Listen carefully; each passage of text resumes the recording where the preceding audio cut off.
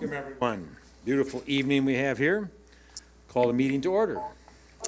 This meeting will be conducted by audio and video conference without the physically present quorum of the Rock Island City Council due to the disaster declaration issued by Governor Pritzker.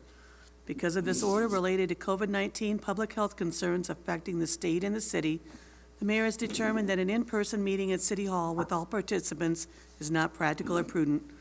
Aldermen and staff may not be all physically present at City Hall due to the disaster, and physical attendance at City Hall may be limited.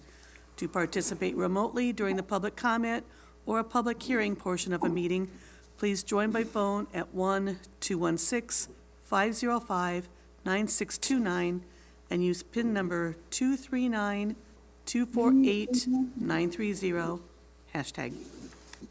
Thank you very much. Roll call. Alderman Clark, Here.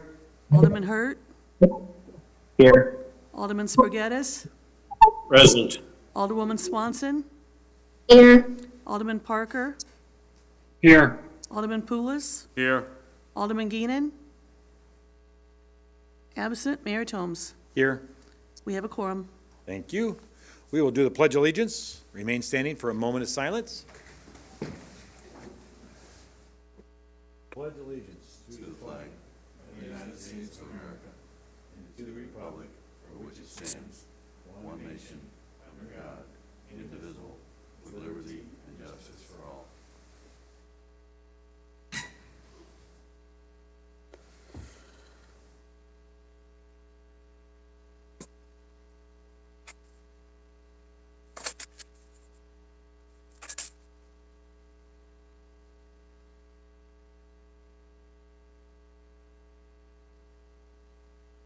Thank you very much.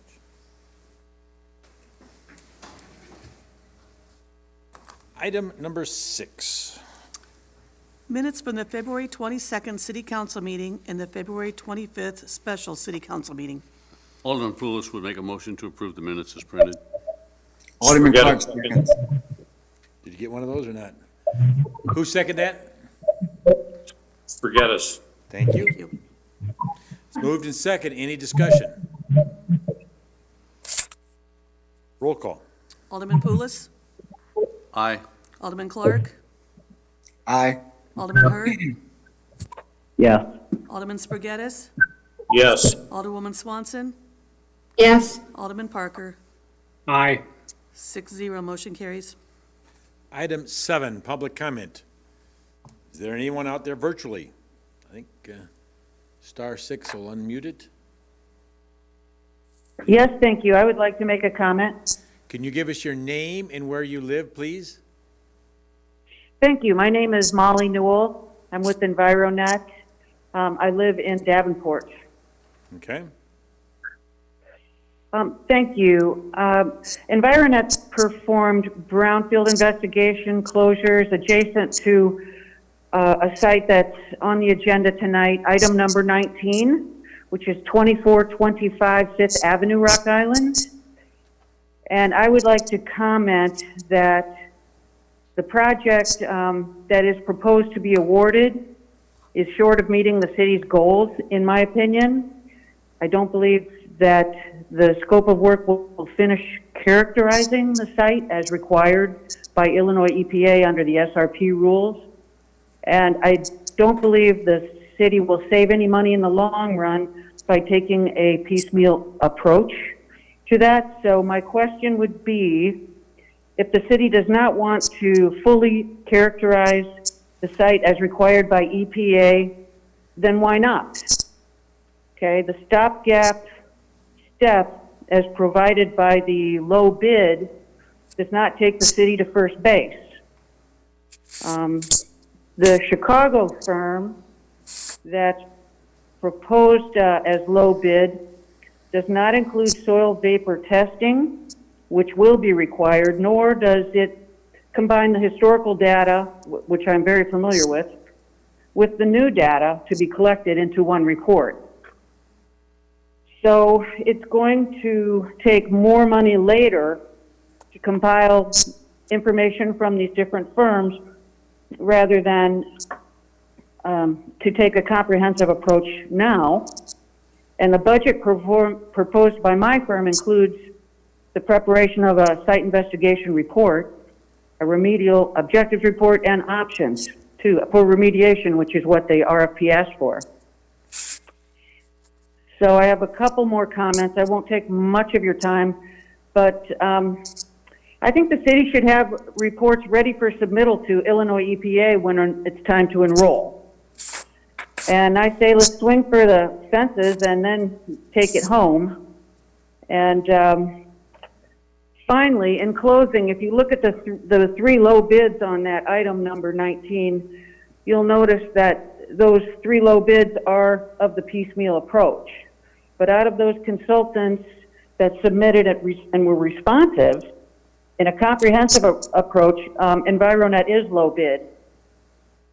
And I would ask that you accept our bid and let's get the reports in order to submit to the agency, because finishing the site investigation report now in a comprehensive way does not in any way limit the options for remediation.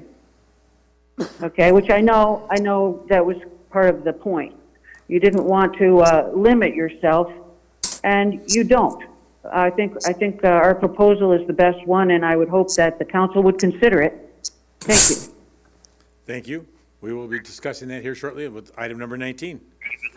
Thank you. Is there anyone else anybody else for public comment?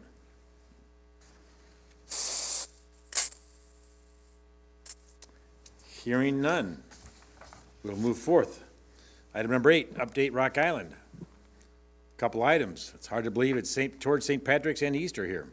St. Patrick's Parade, the Quad Cities' annual bi-state parade, originally scheduled for March 13th, 2021, has been postponed until August 28th, 2021. Rock Island offers egg extra, safe and fun egg hunt options. Kids, grab your swimsuits and goggles and come to the Rock Island Fitness and Activity Center for the Rock Island Parks and Recreation Underwater Egg Hunt. Thousands of colorful eggs will be ready to grab on Sunday, March 14th. Register for your time slot you prefer, 3 p.m. to 3:30 or 4 p.m., 3 p.m., 3:30 p.m., and 4 o'clock. Get that correct. Children under 48 inches are required to have adult participant in the pool. Bring a bucket or bag to hold your eggs in the water, towel, and goggles if needed. Eggs will float on the water, not sink to the bottom. This is a safety precaution for our younger swimmers. Participants will turn in their empty eggs to receive a goodie bag full of candy. 2 spectators are allowed per swimmer. Spectators must wear face masks. Swimmers must wear masks when entering and exiting the building and on the pool deck, but may be removed during their swim time. Group sizes have been reduced to allow social distancing, but try to arrive in your swim gear to avoid overcrowding in the locker rooms. The hunt is $7 and pre-registration is required as space is limited. Registration closes March 12th. Register online at www.rigov.org/epark or call RIFAC at 309-732-7275. The Rock Island Fitness Activity Center is located at 4303 24th Street in Rock Island. 2021 Public Input Survey. The Bi-State Regional Commission is in the process of completing a 5-year update to the region's comprehensive development strategy. Public input is an important component of a plan development. There are currently 9 overreaching goals identified in a plan, along with a number of strategies identified working toward those goals. To provide feedback on what you think is most important in developing our community. Complete the survey available on the city's website, rigov.org. Additional information and a link to the survey are available under the news and announcements on a homepage. Thank you. We've got item number 9.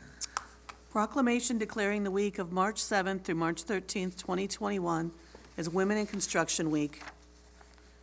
Whereas NAWIC Quad Cities Chapter Number 50 has distinguished itself for 58 years as a voice of women in construction in the Quad City area, and whereas the work done by NAWIC Quad Cities Number 50 has benefited Rock Island through the community development and educational programs, and whereas NAWIC Quad Cities Chapter Number 50 has unceasingly promoted the employment and advancement of women in construction industry, and whereas the construction community, represented by NAWIC Quad Cities Chapter Number 50, has been a driving force in fostering community development through renovation and beautification projects, promotion of skilled trade careers, and a positive vision of the future.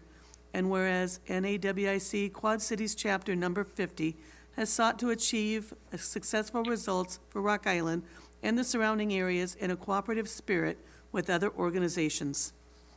Now therefore, I, Mike Tomes, Mayor of the City of Rock Island, do hereby recognize NAWIC Quad Cities Chapter Number 50 and its many dedicated volunteers for its steadfast work on behalf and support of women in construction, and do proudly proclaim the week of March 7th through the 13th, 2021 as Women in Construction Week in the City of Rock Island, and encourage our citizens to congratulate the organization on its many accomplishments. Thank you. I think that lady wanted to speak. Oh, is there someone on the phone here remotely? Laura? Chapter President, Laura? Star 6, no? You don't see her? Can you hear me? Oh, all right, very good. Hi. Would you like to talk about this? Yeah, I just wanted to say that on behalf of our chapter, Quad City Chapter 50, I'd like to thank you and the City of Rock Island and the City Council members for this proclamation for WIC Week for Women in Construction. Our mission is to enhance the success of women in the construction industry. We do that by providing awareness of opportunities available for women and emphasize the growth of roles in women in the construction industry. WIC Week is a time for local chapters to give back to their communities. Our chapter is doing it this year through, we've fed 2 box lunches at Humility of Mary satellite shelters on Sunday, and we'll be collecting donations for the Animal Welfare Center to deliver this Friday. And we try to pair with different local agencies each year. So again, thank you for your support. It's our pleasure. Thank you. All right, item number 10. A special ordinance establishing a handicap parking zone in front of 805 44th Street. Alderman Parker, move to approve the ordinance. Alderman Poulos will second. It's been moved and seconded. Is there any discussion? Roll call. Alderman Poulos? Aye. Alderman Clark? Aye. Alderman Hurt? Yes. Alderman Spargettis? Yes. Alderwoman Swanson? Yes. Alderman Parker? Aye. 6-0, motion carries. Item number 11. A special ordinance establishing a handicap parking zone in front of 1030 11th Avenue. Alderwoman Swanson moves to approve the ordinance. Second. Moved and second. Any discussion? Roll call. Alderman Poulos? Aye. Alderman Clark? Aye. Alderman Hurt? Yes. Alderman Spargettis? Yes. Alderwoman Swanson? Yes. Alderman Parker? Aye. 6-0, motion carries. Item number 12. Claims A through F. A, report from the Human Resources Department regarding payment to the city attorney, David G. Morrison, Rock Island, Illinois, for legal services rendered February 2021 in the amount of $10,828.08. B, report from the Information Technology Department regarding payment to Harris Govern Chicago, Illinois for the Govern software maintenance in the amount of $31,373.72 for business license, permit, and inspection system. C, report from the Public Works Department regarding payment in the amount of $30,258.09 to McClintock Trucking and Excavating Incorporated, Silvis, Illinois, for the sewer lateral repair program, Project 2564, for services provided at 4536 26th Avenue. D, report from the Public Works Department regarding payment to McClintock Trucking and Excavating Incorporated, Silvis, Illinois, in the amount of $21,658.75 for the water service repair program, Project 2526, for services provided at 1623 37th Street and 2501 8th and a Half Avenue. E, report from the Public Works Department regarding payment to John Robert Westfall, Milan, Illinois, in the amount of $3,300 for the 2021 Annual Land Set-Aside Program. F, report from the Public Works Department regarding payment number 3 to Johnson Controls Incorporated, Moline, Illinois, in the amount of $475,000 for services provided from January 1st through February 28th, 2021. Spargettis moves to approve claims items A through F. Second. Moved to second. Any discussions? Hearing none, roll call. Alderman Pulis? Aye. Alderman Clark? Aye. Alderman Hurt? Yes. Alderman Spargettis? Yes. Alderwoman Swanson? Yes. Alderman Parker? Aye. 6-0, motion carries. Claims item G, report from the Public Works Department regarding payment to Walter D. Laud Incorporated, East Moline, Illinois, in the amount of $324,597.90 for the 2020 and 2021 sidewalk and pavement patching program, project numbers 2140, 2142, 2377, 2411, 2434, and Parks Path for services provided from July 15, 2020 through February 21st, 2021. Alderman Hurt, motion to approve claims item G. Pulis will second. It's moved in second. Any discussion? This is Alderman Parker. I need to recuse myself due to the nature of my employment. Roll call, please. Alderman Pulis? Aye. Alderman Clark? Aye. Alderman Hurt? Yes. Alderman Spargettis? Yes. Alderwoman Swanson? Yes. 5-0, motion carries. Item 13. Report from the week, claims for the week of February 19th through February 25th, 2021, in the amount of $786,547.67. For the week of February 26th through March 4th, 2021, in the amount of $503,232.72. And payroll for the weeks of February 8th through February 21st, 2021, in the amount of $1,541,713.47. Move to approve the claims and payroll. Pulis will second. Seconds. Sorry, Mark. No, that's okay, Al. All works. Moved to second. Any discussion? Roll call. Alderman Pulis? Aye. Alderman Clark? Aye. Alderman Hurt? Yes. Alderman Spargettis? Yes. Alderwoman Swanson? Yes. Alderman Parker? Aye. 6-0, motion carries. Item 14. ACH payments for the month of January 2021 in the amount of $2,278,424.83. Okay, Alderman Pulis will make a motion to approve the ACH payments, and I promise not to make a second on this one.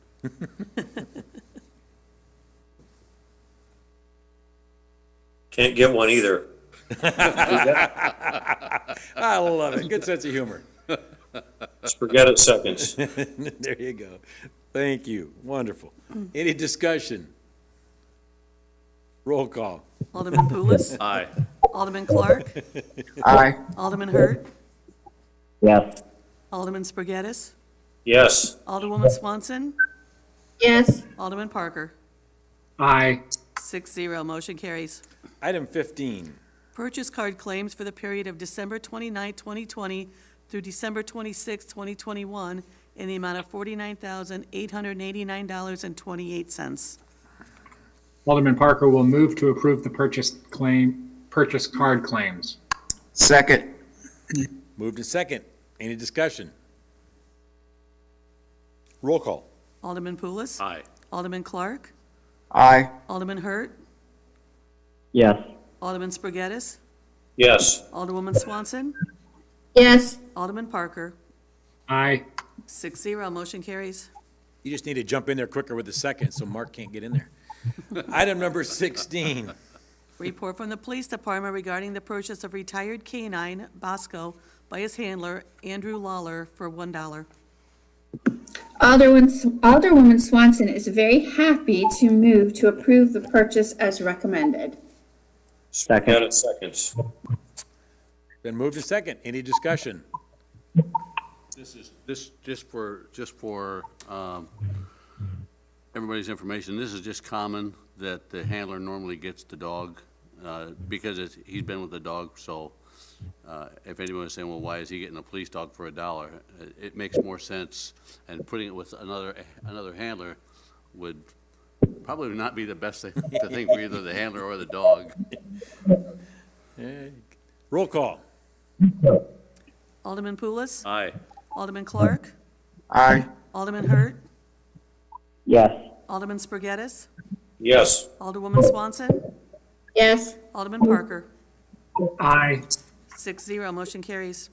Item 17, Request from the Public Works Department regarding a request to purchase 2 new Mack LR64R New Way automated refuse packers in the amount of $452,882 from Elliott Equipment Company, Davenport, Iowa. I feel like someone's swimming underwater. Spargattis moves to approve the purchase as requested, Parker will second. Moved in second. Any discussion? Roll call. Alderman Pulis. Aye. Alderman Clark. Aye. Alderman Hurt. Yes. Alderman Spargettis. yes, Alderwoman Swanson. Yes. Alderman Parker. Aye. 6-0, motion carries. Item 18, Report from the Public Works Department / Utilities Maintenance Division regarding the purchase of 125 stainless steel water main repair clamps, recommending the bid be awarded to Zimmer and Francescon Incorporated, Moline, Illinois, in the amount of $12,640.12. Solomon Hurt, motion to approve the bid as recommended. Clark second. thank you. Moved in second. Any discussion? Mike, you gonna go through all of those in one season? It's just a joke. You don't need to get up. It's all good. He's laughing under the mask, saying, yep. Roll call, please. Alderman Pulis. Aye. Alderman Clark. Aye. Alderman Hurt. Yes. Alderman Spargettis. yes, Alderwoman Swanson. Yes. Alderman Parker. Aye. 6-0, motion carries. Item 19, Report from the Community and Economic Development Department regarding the environmental site assessments for 2425 Fifth Avenue, recommending the bid be awarded to Gold Wave Solutions of Darien, Illinois, with a payment not to exceed $12,100. Move to approve the bid as recommended and authorize the city manager to execute the agreement, subject to minor city attorney modifications. Parker will second. moved in second. I think there is discussion. I'll ask for discussion. I think Randy Treat would like to say something. Yeah, so Miles can certainly come up and explain why we, as was mentioned earlier, why we're piecemealing this out and doing it in 2 pieces, but the bid was pretty specific that we were going to do the phase 1 and phase 2 first, and then after that, the next phase, depending on, that could change based on what we find in the phase 1 and phase 2. So bidders will respond to that, apples to apples. Then they can, if they want, have an alternate bid, but bidders do need to respond to what the city's asked for in their bid specs. In this case, it was just the Phase 1 and Phase 2. I do need to bring up was unique about this, so if we find an issue in our bidding process, perhaps how we open the bids or something in the language or something in the timing that isn't correct, then we'll pull it and rebid. In this case, we believe everything was correct, but what was unusual here is there are 7 bidders you see on the memo. 8 others submitted bids, and those bids did not get here in time due to delay with their carrier. They all used the same carrier. In one case, at least a 2-day package took over 2 weeks, I believe, to get here. It's the bidder's responsibility to make sure they get here, but we do have 8 unopened bids that we don't open them, that could be lower than what we're seeing here. We don't know. I just thought I'd mention it to council. We have the right to reject all bids, but typically we only reject it when we've done something wrong. In this case, more than half the bids didn't get here in time, even though we can see from the tracking they were sent in plenty of time. The carrier just did not meet the deadline of getting them here. So Randy, I have a question, if I can. This is Alderman Sforgettis. Yes. Is this time sensitive in terms of deciding this tonight or tabling it till the next council meeting? Here comes Miles to talk a little more about it. Yeah, so it's not time sensitive, so there's no rush on this. This is a city-owned property that is the subject of this project. We've had it in our possession for more than a decade, just sitting fallow, unproductive, and untaxed. So this is part of our continuing effort to try and get things back on the tax rolls and into productive use. So really, the speed at which we get that accomplished can be set by the council. A little more background, like Mr. Tweet was talking about. The reason that this is broken up into these 2 parts, the first part being doing the site assessments and only the site assessments, and the second part being the actual enrollment in a state program to achieve a no further remediation or NFR letter, plus the remediation that'll go along with getting that letter, is basically the following. We have an interested purchaser or a prospective purchaser who at this time is not committing to an end use of the site because we don't know how polluted it is as of today. So the level of remediation and the cost associated with that is yet to be determined. Breaking it into these 2 parts and doing the assessments first helps us to go to the negotiating table with that potential purchaser and lay out options for moving forward in partnership with them to get the site cleaned up and, again, proceed with the sale, get it back on the tax rolls, and get it productive again. So, no, there is no rush to do this, but that's kind of why it's broken up. In other cases, if there was a potential purchaser who could clearly say what it is that they wanted to use it for, and they were committed to purchasing it under all circumstances, then we would have done all of these steps all in one big bid, right? So to go from assessments to enrollment in the state program to remediation to the securing of an NFR and then the sale. But we had to break it up because there were some unknowns and there was some uncertainty on the other side of the negotiating table. So that's kind of the background on that. Again, no rush, but it's still something we'd like to do given that it's been sitting there for so long. So this is a little unusual, but I'm wondering if Alderman Clark, and I forgot who seconded the motion, would want to withdraw their motions and replace it with a motion to table so that we can open up the bids that were unopened before we make a decision. Yeah, so we can't open those bids because they weren't here on time. What we'd have to do is just not accept any bids and rebid everything. That would be the question before you, because it does have to be here by a certain time for us to open it. And again, so the council members are aware, we pulled the tracking receipts for every single bid that arrived late. So I have, for every one of those unopened bids, its associated receipt. So I can clearly see they were all sent on time, but I can also very clearly see that they were late. And again, we do not open late bids. We do not. And this is Alderwoman Swanson. I think it speaks to the integrity of Rock Island that we stick to our bid process and not open them. I would be more than happy to give a lesson in bids to anyone because I deal with them on a daily basis. But, you know, when you have a deadline, you can easily drive your bid here if you're concerned that it's going to get late. So I think the integrity of the city's system with the bids needs to stand and not open those 8 bids. One of the successful submittals, they actually they had their bid hand delivered to ensure that it was here on time. Those that were delivered successfully were mostly delivered in that fashion, or they sent them using another courier service that they knew would deliver it on time. So, as the city manager expressed, I mean, it is the responsibility of those who submit to get it here on time one way or the other. If their courier, of course, had some trouble meeting their obligations, sadly, that's not the city's business one way or the other. I have a question, if I may. Alderman Poulos, for those who can't see me, you're lucky. There's a significant difference or significant gap between the upper 3 bids and then those starting with Environet, which is essentially $9,100, $9,900 lower.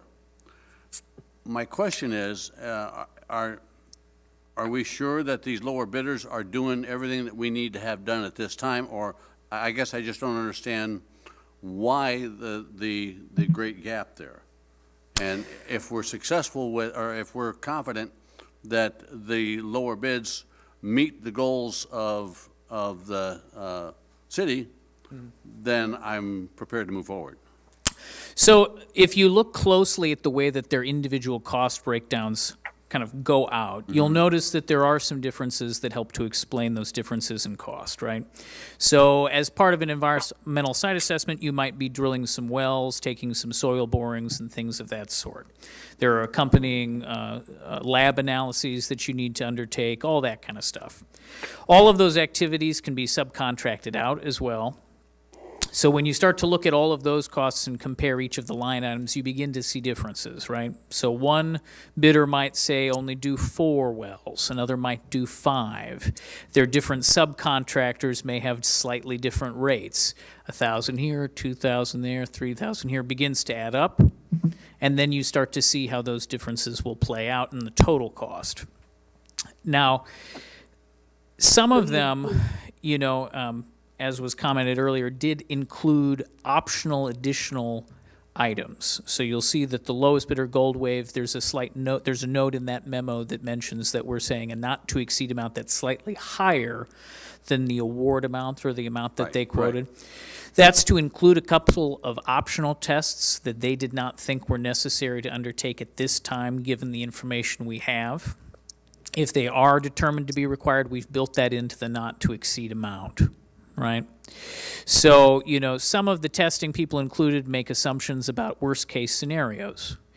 We actually have a pre-existing phase 1 and then limited phase 2 environmental site assessment. Slight differences of you know, assumption that you make in preparing your bid, and those slight differences across those different line items, you can end up with dramatic differences in the total cost. There are certain other costs I can't quite tell you. I mean, why are the subcontractor costs so different? Different subcontractors cost different things. Are we setting ourselves up, though, by accepting the smaller bid, are we setting ourselves up for potentially much higher costs to the city? I mean, in a sense, because we've had to break this into parts, it will ultimately cost us a little more than if we were to do it all as one big thing. But again, those circumstances of negotiation that I described make it so that it's very difficult for us to move forward in any other way. Is it possible that if we spend only a little over $11,000 now, we might spend a little bit more in the second part of this project? That's possible.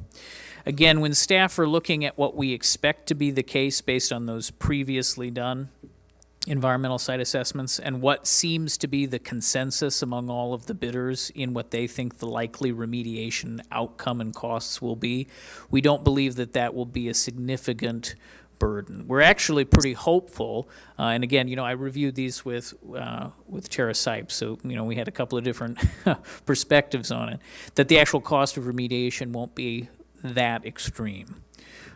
So Is it possible it'll cost us a little more on the back end? Yes. But the real goal here is to get to that negotiating table and get that potential purchaser to commit to a partnership and ultimately to the sale. They may So- pay it all. You never know. They may well. I mean, so it's there are some unknowns here. All I can say to you for sure is that we must complete this process in order to get this back onto the tax rolls and out of our hands and into productive use. It's a known site with contamination. We have to go through the ESAs and get it enrolled in that program and proceed towards that NFR that way. So, My second question then, even if we went with the higher bid that was requested earlier, there's no guarantees that that would completely cover the cost either. I mean, we could end up much higher either way we go. Is that true? well, or it is could it be not? it could be that somehow the situation in terms of pollution has dramatically worsened, and the remediation cost in the second part of this whole project will be very, very high as a result. Who knows what's moved through groundwater from maybe an adjacent site, right? So I mean, anything is possible. We can't make promises about it. This is what makes this particular project a little bit difficult. Is there are some of these, known unknowns. So, it's kind of difficult to say for sure. But given what we need to do now to get to the next phase, this seems like the appropriate path. Thank you. I Any will other say, questions? staff were successful in the environmental remediation and negotiations with respect to the Rock Island market. I have my full faith in you. Happy to move forward on this. Yeah, it's the same thing we did actually with where Dollar Tree is now, Rock Island Country Market. We did that same thing. We did it in a couple phases, and now you can see it's productive. Right. Yeah, Right. and again, I think as an important point, this will help to finish out a very long running effort by the city in this part of the community. So, a little over a decade ago now, the city had acquired a large number of kind of post-industrial or formerly industrial sites in that kind of Arsenal Gateway area there. And, the process of going through getting the ESAs, getting it enrolled in that state program, getting those NFRs, and then getting the site sold and redeveloped.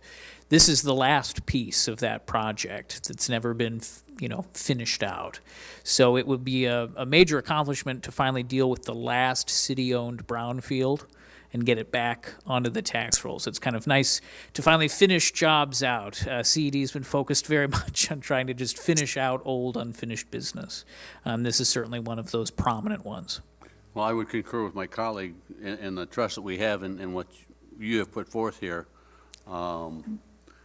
Again, I just wanted to bring out some facts so that those listening would say, well, they didn't just rush right through this. We did consider other options. Yeah, and again, with projects like this where they are somewhat complicated, there's a lot of different parts. The question of, are you comparing apples to apples or apples to oranges? Again, I would say that they're all apples. They're just slightly different types of apples. Everyone has slightly different approaches to projects like these. They have different opinions about how many wells do we need to drill to get sufficient samples. I mean, so you have to read them all. You have to kind of think through how it's going to work out. You have to evaluate carefully their capacity to get the testing done at fair prices and in good time and all. It's a very holistic thing that you need to do. It's not quite as easy as just putting together a collection of A, B, C and seeing how they line up. There's kind of a whole thing you have to do. And again, some of these bids were, dozens and dozens and dozens of pages long with tables and tables and map after map. So we spent time looking at all of it and tried to make a calculated, careful decision, kind of looking at them as a whole and understanding how all those different things would interplay with each other. So. All right. Yes, I have to agree with my colleagues when they mention the staff. They work hard on this process. And like Alderwoman Swanson said, that if you're going to go and place a bid in the city of Rock Island, it needs to be done on time. So those are the reasons I'm ready to move forward. Very good. Thank you. Let's do a roll call. Alderman Pulis? Aye. Alderman Clark? Aye. Alderman Hurt? Yes. Alderman Spargettis? Yes. Alderwoman Swanson? Yes. Alderman Parker? Aye. 6-0, motion carries. Thank you. Item number 20. Report from the Community and Economic Development Department regarding a request from Nathan and Sarah Morehart to release their properties at 319 8th Street, parcel 091794-1, pin 073410014, and 809 4th Avenue, parcel 091800, pin 07344100007, from North 11th Street, TIF District. First reading. Move to approve the request as recommended. Second. Move to consider and suspend suspend the rules. Second. Okay. Thank you. It's been moved, seconded. Is any discussion? Roll call. Alderman Pulis. Aye. Alderman Clark. Aye. Alderman Hurt. Yes. Alderman Spargettis. Yes. Alderwoman Swanson. Yes. Alderman Parker. Aye. 6-0, motion carries. Item 21. Report from the Community Economic Development Department regarding a development agreement with LRC Developers Incorporated for a rehabilitation project at Quad City Industrial Center. First reading. Alderman Parker will move to approve the agreement, suspend the rules, and pass the ordinance. Alderman Pulis will Swanson second. will, Sounds like Swanson's going to second it. yes. Okay, thank you. You got him. You beat him. I Finally. did. That's okay. All right, is there any discussion? The developer is on the line here, I believe, so if anybody has a question of him. But Thanks for your interest in Rock Island. Happy to expedite things. Well, I appreciate all the support that the city's given us to date so far. We hope to continue progress down there. We're in challenging times, but the city's been great to work with and supported us all along the way, and we hope we can deliver another big project on top of the Hill and Valley Bakery down there.